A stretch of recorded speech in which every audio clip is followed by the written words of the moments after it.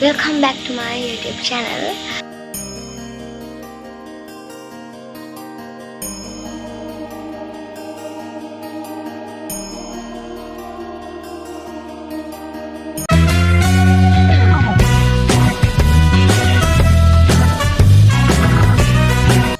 Hi, good morning.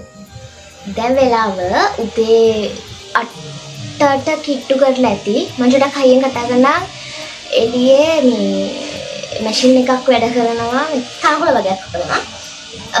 එතකොට මේ vlog එක මම දැන් අද මැයි 10 අද පටන් ගන්න. මේක එක දවසක vlog එකක් නෙවෙයි. වෙසක් දවසට මම මොකද කරේ කියලා එක වීඩියෝ එකකින් අරගෙන එන්නම්. වෙසක් පොයට කලින්. හරිද? ඒතකොට අද මම කරන්නේ මගේ ළඟ කූඩු දෙකක් තියෙනවා. ඒක කඩින් ගෙනපු කූඩු දෙකක්. මේ ඒ කූඩු දෙක අලවන්න තමයි ලෑස්ති වෙන්න. පොයට කලින් එල්ලන්න ඕන හින්දා ඒ දෙක අලවලා සරසන්න ඕනේ. ඊට පස්සේ ඉස්සරහට මොකද වෙන්නේ කියලා වීඩියෝ කරලා vlog එකක් හදලා එඩිට් කරලා ඔයාලත් එක්ක ෂෙයා කරගන්නම්. මේ බර වෙසක් එකට කූඩු දෙක අලවන්න මම තෝරගත්තේ සුදු පාට, රතු පාට, කහ පාට, කොළ පාට. ඔන්න ඔය පාට හතරෙන් තමයි මේ පාර කූඩු දෙක මම අලවන්න හිතුවේ.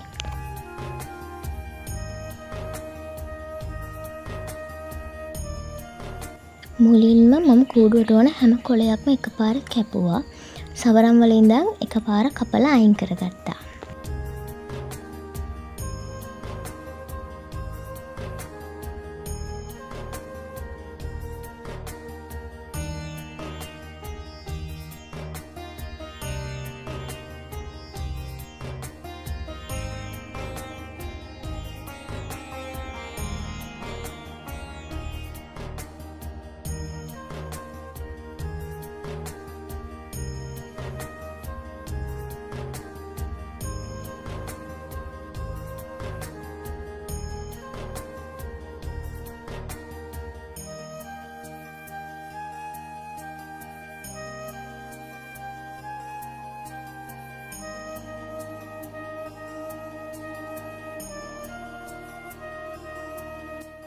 Hi, අද දෙවෙනි දවස. දෙවෙනි දවසේ කියන්නේ ඊයේ මට වෙසක් කූඩුව සම්පූර්ණයෙන් අලව ගන්න බැරි වුණා. කොළ ටික කැපුවා විතරයි. ඊට පස්සේ වැඩ වගේක් තිබුණා. මාස ඒ ටික කරා. ගමන් වගේක් යන තිබුණා. ඒ තැන් වල ගියා. ඊට පස්සේ අද උදේ පාන්දර 8:00 විතර කූඩුව අලවන්න ගත්තා. ඊයේ කොළ කැපුවා විතරයි.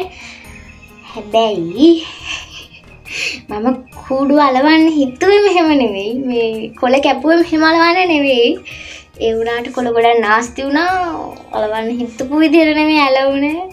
කමන්නේ. මම පෙන්නන දැන් ඒ කූඩුව මම ඇලුවේ කොහොමද කියලා මොන පාට වලින්ද කියලා. මගේ හිතේ තිබුණ මේ ප්ලෑන් එක නෙවෙයි.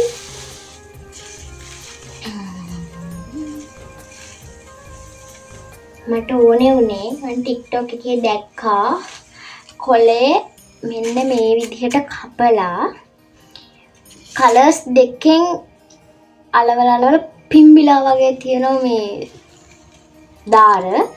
එතකොට මම ඒකට තමයි කොළ පාටිනුයි කහ පාටිනුයි දෙක හවලම් කරලා අලවන්න කැපුවේ. මෙන්න මේ වගේ මම පොඩි කරලා දාලා මෙන්න මේ වගේ කවලමේ අර දාරවල වන්න තමයි මට ඕන උනේ.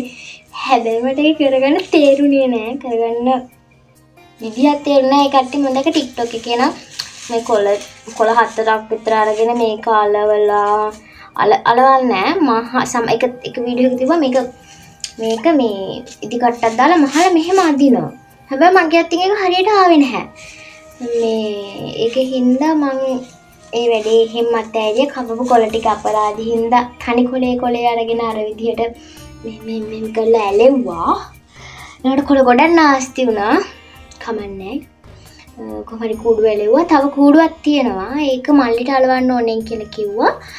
මේ මල්ලි පන්ති ගිහිල්ලා මල්ලි ආවම තමයි බලන්නේ එයා අලවනද නැත්නම් මට ඒකත් අලවන්න වෙනවා. ඒකත් නිකන් නෝමල් විදිහට අලවනවා. දැන් වෙලාවක් නැහැ හෙට පොය. දැන් වෙලාව 11:40. අද හවස විතරයි තියෙන්නේ. ඒක නිසා මල්ලිට අලවන්න ඕනේ කිව්වොත් එයාට දෙනවා. නැත්නම් මම අලවනවා. ඉතුරු වීඩියෝ ඉතුරු ටිකෙන් ළඟදිම බ්ලොග් එක හදලා දාන්න. ඕකේ? බයි. දැන් මගෙන් අහන්න එපා ඇයි ඇඳ උඩ ඉඳන් කූඩු එලෙව්වේ කියලා. මේ ලෝකෙ කිසිම කෙනෙක් එහෙම කරන්නේ නැතුව ඇති. හැබැයි මට එලේ ඉඳන් වීඩියෝ එකක් කරගෙන වෙසක් කූඩු අලවන්න පුළුවන් තත්ත්වයක් තිබ්බේ නෑ ඉදා දවසේ. ඒක හින්දා තමයි මම කාමරේ ඉඳන් කූඩු අලවන්න හිතුවේ.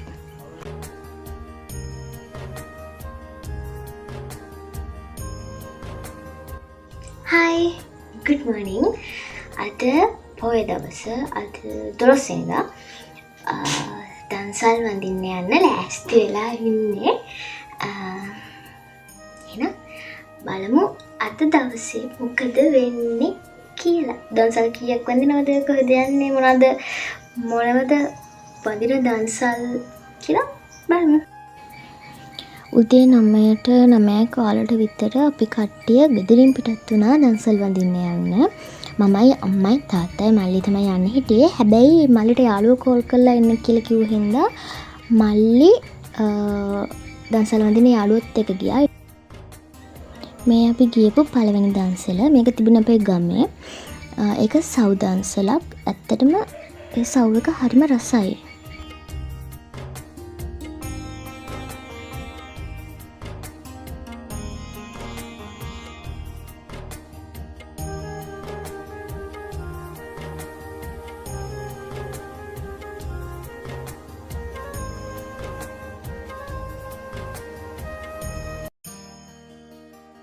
මෙන්න මේ වගේ තමයි හැම දන්සලකම ගොඩක් දිග පොලිමක් තිබුණා. එතන නම් දුන්නේ එලකිරි. අපි එලකිරි බොන්නේ නැති හින්දා ඒක පහු කරගෙන වෙන දන්සලක් හොයාගෙන ගියා. ඉස්කෝලේ ළඟින් යද්දි තමයි හිතෙන්නේ ආයෙත් ඉස්කෝලේ යන්න තිබුණා නම් කොච්චර ලොකු දෙයක්ද කියලා. මොකද ඒ දවස්වල අපිට මෙච්චර ජීවිතය ගැන බරක් පතලක් තිබුණේ නැහැ. ගෙදරින් දෙන දෙයක් කාලා, දෙන දෙයක් බීලා, පාඩම් වැඩක් කරගෙන ඔහේ ඉන්න තිබුණේ. ඒකට දැන් අපේ ජීවිතේ.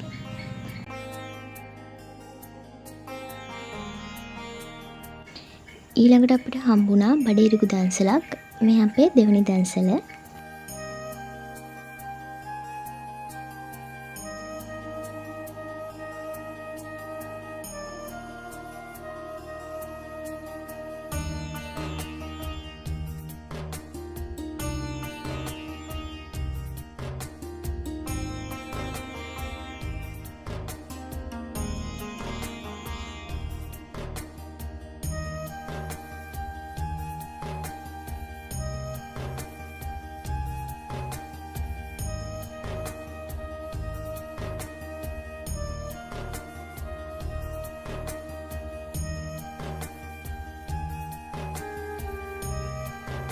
දැන් වෙලාව 11ට කිට්ටු කරලා ඇති.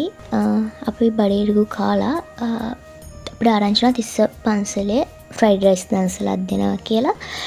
ඒකට ඉන්න තැන ඉඳන් තිස්ස පැත්තට යන ගමන් තමයි හිටියේ. ඒ යන අතරමඟදී අපිට මොනවාද කුරක්කක් කැඳ දන්සලක් හම්බුණා. ඒකත් වැඳලා මට වීඩියෝ කරගන්න නම් බැරි වුණා. ආයි ඒ අතරමැදම තිබුණා කිරිබත් දන්සලකුයි සව් දන්සලකුයි. ඒවත් වැඳලා කෙලිම අපි ගියේ තිස්ස පන්සලට. 11 මාරු විතර වෙද්දී අපි තිස්ස පන්සලට ගියා. 12ට 12යි කාලට විතර තමයි බත් දන්සල පටන් ගත්තේ.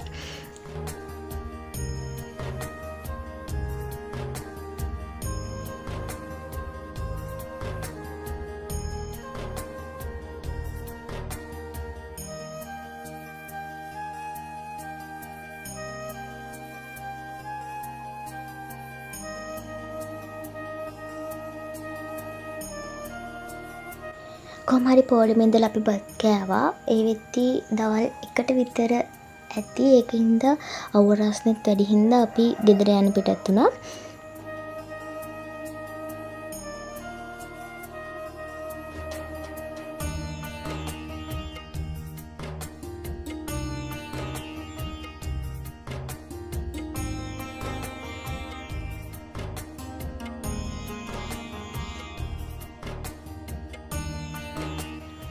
ඒ යන අතරමඟ එක ළඟ අයිස්ක්‍රීම් දන්සලක් එක්ක බීම දන්සලක් හම්බුණා. සොලම අයිස්ක්‍රීම් කාලා පයින් යන දුර තිබුණේ. ඒ ටික පයින් ගිහිල්ලා අපි බීම දන්සලත් වැන්දා.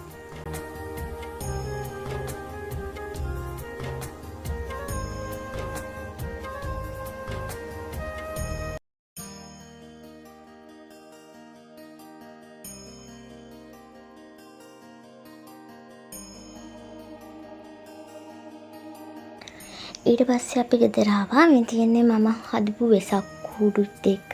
රතු පාට කූඩුව මට ඔයාලට පෙන්වන්න බැරි වුණා. මම ලයිට් දාලා රෑට මොන විදිහටද පේන්නේ කියලා පෙන්වන්නම්. ඒක අලවදිමට පෙන්වන්න බැරි වුණා. ඊට පස්සේ හවස 6ට විතර අපි හැමෝම ගියා ධාතු වඳින්න.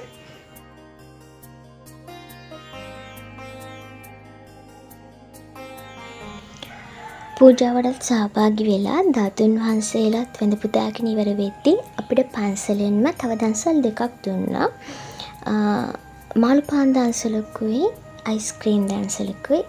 ඒ දෙකත් වැඳලා අපි ගියා ඒ ළඟම තියනවා කියලා ආරංචි වුණා බත් දන්සලක්. බත් දන්සල වඳින්නත් එක්ක අපි එහෙම පිටත් වුණා.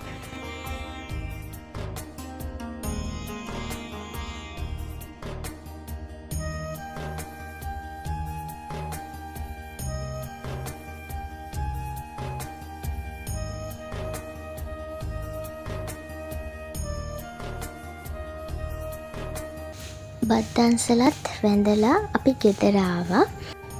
මේ තියෙන්නේ බල්බ් වැල් දාලා වෙසක් කූඩු දෙක එල්ලලා අපේ ගෙදර පේන විදිහ. ඒ වගේම මම කිව්ව රතු පාට වෙසක් කූඩුවට ලයිට් දැම්මම මොන වගේද පේන්නේ කියලා පෙන්නන්නම් කියලා. මේ වීඩියෝ ක්ලිප් එකේ අන්තිමේ රතු පාට වෙසක් කූඩුව ඔයාලට පෙන්නනවා. අන්තිමට කියන්න ඕනේ හැමෝටම බොහොම පින්.